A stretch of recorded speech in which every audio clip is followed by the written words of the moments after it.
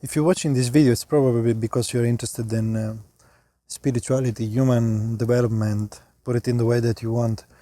And with this word spirituality, actually, I mean the exploration of something which is not just our body, mind, and also a need which some of us might have had to explore life and give a meaning, or see if there is a meaning really to life.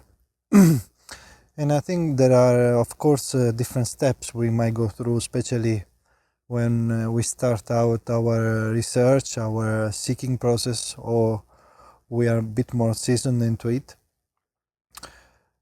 We can have a dogmatic approach to life, which some religions provide, some system provides, lots of intellectual concept and way of conduct, and stereotypes also being in a certain way. Or later on, we might understand actually that those things have nothing to do with our spiritual essence, our human essence, which are actually something quite natural. And in this video, I would like to talk a little bit about the available paths that we have, and what it is my point of view on it, of course, because here I'm just sharing my point of view. I don't have any truth. Anything I share on this channel with you, on my blog, it's just wants to be a source of inspiration, discussion, internal discussion, to examine if the points that I speak of might be true for you by observing and examining them. I think when we start any kind of spiritual process, we look for explanations. And I think that any path is valuable, not just Qi Gong, can be anything else, can really provide some help into this endeavor that we are working on. However, when we become dogmatic, when we become rigid, when we see the world through certain ideas, we reach up to a certain stage. Actually, we're not that different from even somebody going Saturday night, having a drink or getting drunk. We are both trying to solve our problem, which is some kind of lack of satisfaction, whether it is an emotional and mental satisfaction, and we're trying to find a solution. Some people might go to the bar, some people might go to the club, some people might go walking, some people might try to find some kind of practice that can bring order in their life. And in the beginning, it's very easy to be attracted by all the ideas that come with the kind of practices that we have chosen. There is a sort of glamorous fascination for the spiritual term, for the different cultures, even folkloric elements, clothing, mythology, stories related to the particular path that we have chosen, whether it could be a Taoist practice or a shamanic practice or whatever it is.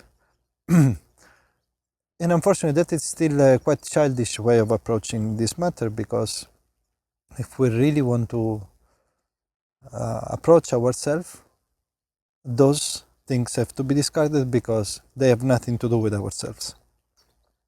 What I mean by that, they were tools created by the mind, the human creativity, to try to tackle the issue. But eventually, like when we say, I have a boat to cross the river, when you cross the river, then you leave the boat. What I'm trying to point out with this kind of discussion is the fact that sometimes being too much attached to the culture, to the paths that we are doing, it really represents a big obstacle to the discovery of something much more simple, which is actually our natural essence as human being. In fact, the goal of all these practices at the end of the day should be actually clearing all the ideas and all the things that make us unnatural, to eventually become just natural. And natural means that we are not confined between some kind of ideas or stereotypes that reduce our freedom, our natural expression. Because at the end of the day, if we think about this, we start some kind of path and some kind of practice because we want to resolve an inner conflict.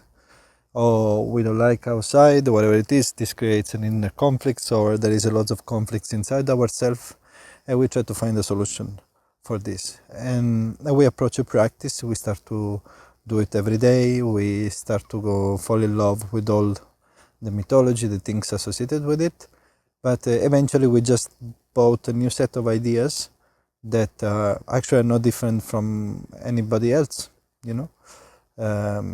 Trusting 100% our mind, our set of ideas that we think are right, and going against the others and saying yours are wrong. I found the truth. I like this story and I go for it. So what I'm trying to point out in this video, it's an invitation to look things a bit in a more mature way, in my opinion, of course. And this actually might challenge us, because it really takes lots of courage to become responsible and become a real seeker, an investigator, looking for ourselves what it is true.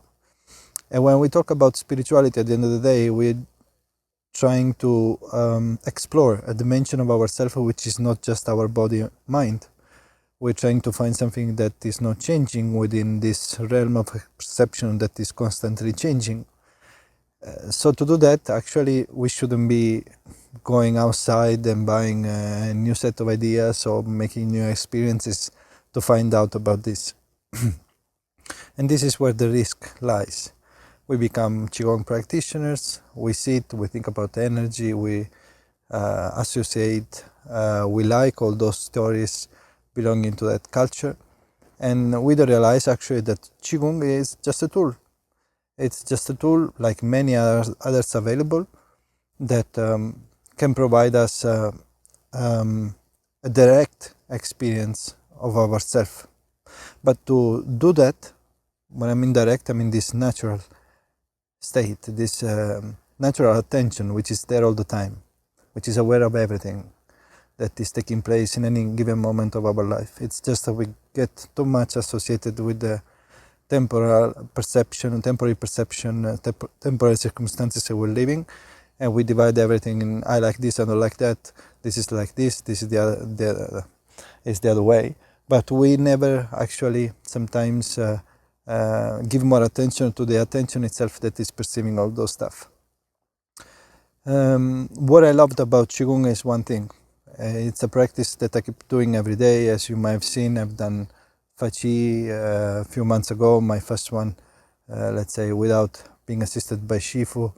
I do it every day because I love it. It optimizes my body, and also it gives me the possibility of exploring a part of myself as a seeker I want to explore, which is the level of vital energy.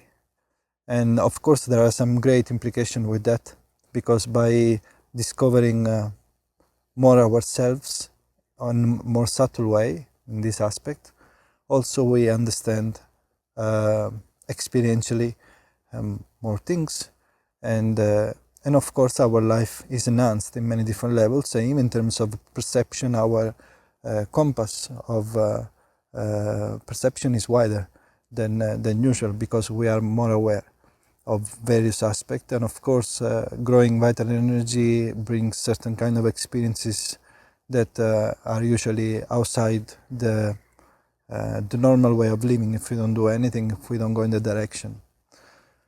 So the big confusion is that we are afraid to be left alone with no set of ideas, with no certainties, with no stories, with no guides.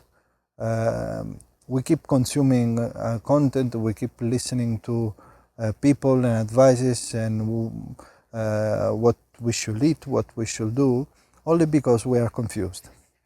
And there's nothing wrong with that. I mean, it's just an intermediary step that we go through. But the more we become rooted in our clear understanding that this is a temporary experience, and whatever I do, there is one thing that is there all the time,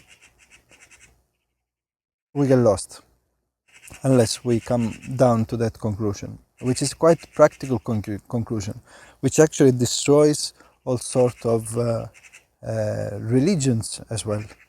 I'm not against. I'm a very spiritual guy in one sense. I don't even like to put a word on it.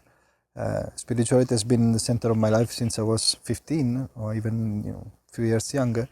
I've been asking myself and trying to investigate in all sorts of ways, from reading books, from taking drugs, from exploring ayahuasca, peyote, to becoming a Buddhist practitioner, to ending up being a Qi Gong practitioner. And I don't even feel that I am that, neither. I use that tool because it's something that I really enjoy. It really improves my life, but I don't like to wear any costume, because I realize that if I put a clothing, then if I think that I'm that thing, I'm gonna screw it up. So everything is much more simple. It's just that we use our mind to experience life, and this turns the process of living into something not really complete, because we just look a portion of things rather than just living. And this is something that requires sometimes to be willing to die in one sense, literally, to make the spiritual seeker die and bring everything to normality, because sometimes we create that dimension, we create that role in ourselves, because life is too boring, because life is not satisfying us, because life is not good, pleasant, because things here are not the way that we imagine or we would like them to be. So we go into the direction of becoming a spiritual person, which is just another trap. And fun enough, when we drop any kind of reference, any kind of way, we find our natural way, which opens the door even to certain perceptions and a certain way even to practice qigong, which brings much more results in any kind of level, on energetic level, on inner level. And by inner level I mean that there is a center, a stability inside ourselves, a clarity that allow us to carry on this life, which is totally uncertain, with total uncertainty, being totally cool with what it is, and we don't know actually what it is, and we're fine with that. We don't try to put an explanation on it. So when we practice any kind of path, first of all, we should understand that nothing is 100% true, because these are all relative truths that anybody can put out, and they can be a sort of an explanation of how things are, but we can never, in my opinion, of course, know life 100%. We can feel life 100%, and this is why some of us are drawn towards meditative practices, because when we do some kind of meditative practices, they remove layers of ourselves. If we don't practice with the practitioner active, coloring our practice with some kind of imagination, expectation, illusion. And that is the best way of approaching, in my opinion, anything that we do, because at the end of the day, you want to be able to have a direct experience of things. And the only way to do that is to do it by yourself, not to rely on stories and illusions that you buy from teachers, masters, philosophies, religions, and believe them and worship them. Nothing wrong with utilizing certain tools, but at the same time keeping the perspective that life is about living, is not about understanding it.